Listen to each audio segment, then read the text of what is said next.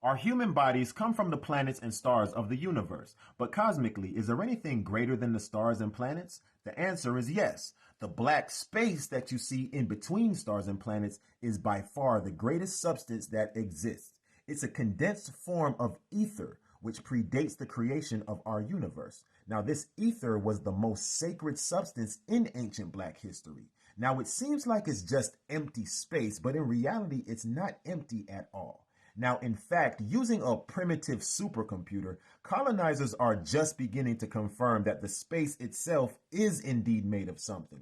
Now, what you see here is a vacuum of a tiny empty space that's approximately the size millionth of a billionth of a meter.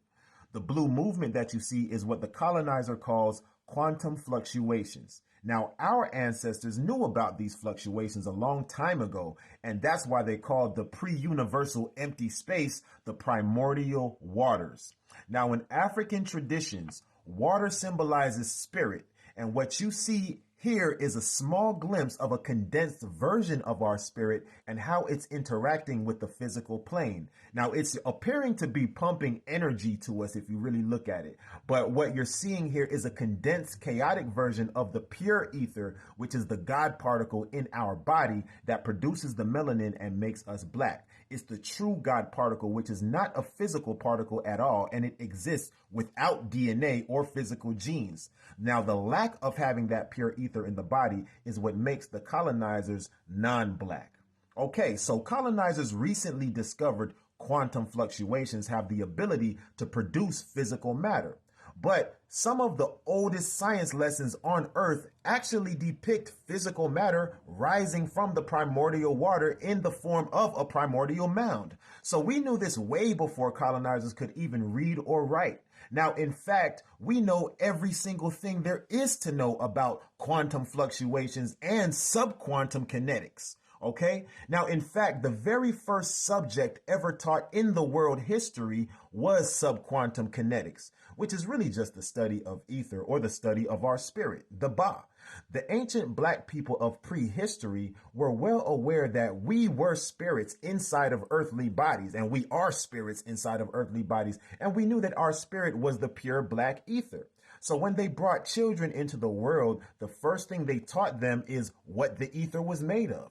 That subject is way beyond the scope of colonizer sciences because you can only truly study the ether by using the Ba or becoming the ether. Now, in the near future, black people will once again begin knowing the sacred ether as we did in the beginning. On the other hand, colonizers study science by interacting with the physical aspects of nature, the ones that they can observe, such as atoms and electrons and such. But now they're trying to understand the subatomic level, where they're discovering that atoms are actually made of smaller particles that they call quarks and antiquarks. They're also discovering these quarks like to sit on top of the quantum fluctuations, you know, the ones which produce physical matter.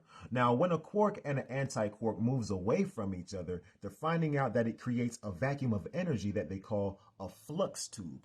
Well, here's a 3,500-year-old depiction of a flux tube, complete with the quark and the antiquark pair, as well as the quark sitting on top of the physical matter which arose from the primordial water fluctuation being poured out by the goddesses that you see standing on the side. Now, this is state-of-the-art science of today, which they call quantum science, interestingly depicted on an Egyptian papyrus 3,500 years ago.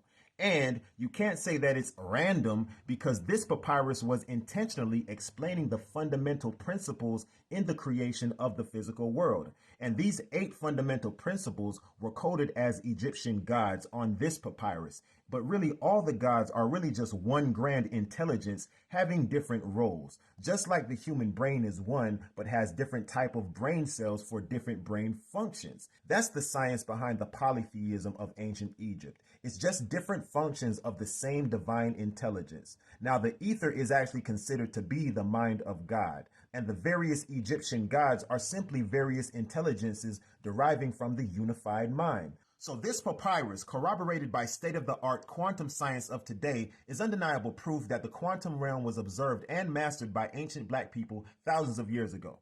Now, the reason that it had to be taught in secret is because to truly learn about the ether, you must cultivate a relationship with it, just like the ancient ancestors who lived thousands of years ago did. And when you truly know the ether and how it works, then you have the ability to bring forth creations such as plants and animals directly from the quantum fluctuations, meaning straight from thin air. And that's through the process of condensation, beginning with an ancient knowledge of mental magnetism. Now, during the cycle of white people, this knowledge is forbidden in the public, at least until after white people no longer rule the earth, which will happen soon when black people begin to rediscover the ether inside of them, which is called the spirit or the Ba. Now, this is what contains the ancestral memories of all ages, from the past, present, and future. This is actually the natural way of achieving the ultimate goal that the colonizers are trying to do in an artificial way by engineering an enhanced human body. You know, this is what they're discussing at the Singularity conferences, and they're trying to fuse man with machines in artificial intelligence. Now, in fact, rediscovery of our natural Ba and activating our human brain the natural way, it spoils their whole plan. This is why black people must unite with the guardians of the sacred scrolls in Kenya, because they're the only tribe who publicly offered to teach us about the sacred herbs that's used to activate the human brain naturally without artificial intelligence and becoming cyborgs and robots, similar to what you've seen T'Challa do in the Black Panther movie.